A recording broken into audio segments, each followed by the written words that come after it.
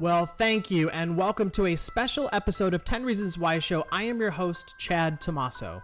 With this being the Halloween season, I think it's only fitting that we pay homage to the women who have made horror films what it is today. So here are my top 10 sexiest bombshells of horror, in order from biggest boobs to loudest screams. Let's hit it. That's what she said. So at number 10 is Heather Langenkamp. For most of us, she is one of the originals, playing the starring role in one of the most iconic movie franchises of all time, Nightmare on Elm Street. And which prepubescent boy wasn't wishing that they were that tongue coming out of the telephone? You know what I'm talking about. Number 9 is Neve Campbell. Talk about iconic. Scream was one of those movies that put horror film back on the map in the 90s. Coming in at number 8 is Elisha Cuthbert. Now, many people know her as the really hot Kim Bauer from the TV hit series 24. But horror movie fans remember her sexy body and her incredible set of lungs in House of Wax. And with all of that sexiness on set, I'm not so sure that was wax. I'm just saying, I don't think that was wax. Okay, number 7 is Linda Blair. Okay, you might be thinking, why in the world is Linda so high on this list? Number 1, she's got a fantastic rap.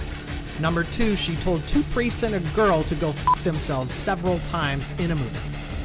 And number 3, when she wasn't being a she-devil, she looked like a very young, hot Carrie Fisher.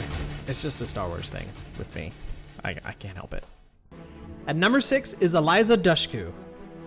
Now, you might remember Eliza as the troubled teen Dana Tasker in True Lies. Dana, jump! Daddy will catch you! Now, she did eventually grow up and has made a name for herself in horror films, such as Open Graves and Wrong Turn. Dana, Chaddy loves you! At number 5 is Jamie Lee Curtis. Keeping it in the True Lies family, Jamie was one of the original bombshells, and she made Halloween not only watchable, but pretty damn awesome. Jamie Lee had one of the best screams in the business, and had one of the best set of lungs a man could ask for.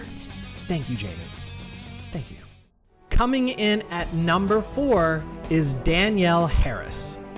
Now, Danielle has been in so many horror films, she is practically a requirement for directors. She's as cute as a button and as sexy as a warrior goddess. They're hot, right? They're sexy, right?